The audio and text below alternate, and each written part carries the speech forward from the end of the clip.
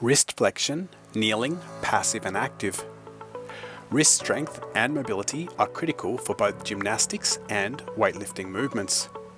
This kneeling, passive and active wrist flexion exercise comes from Emmet Louis and the Handstand Factory.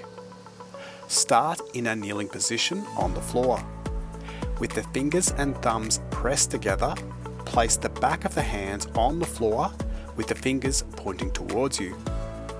The further forward you place the hands, the deeper the passive stretch potential. Lock the elbows by twisting the hands into the floor towards the thumbs. This will externally rotate the shoulders and turn the elbow pits forward. To perform the passive stretch, slowly move the shoulders back while pressing the back of the hands into the floor. Continue to move the shoulders back until you feel a stretch in the forearm muscles. Hold for 15 to 20 seconds. Next, we perform the active stretch. Lift the hands off the floor and bend the elbows to hold the hands in front of the chest. Actively contract the wrist flexor muscles and pull the wrists into as much flexion as possible. Hold for 15 to 20 seconds.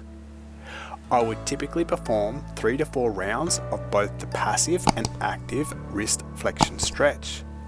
This is an excellent wrist mobility drill to perform before doing muscle ups.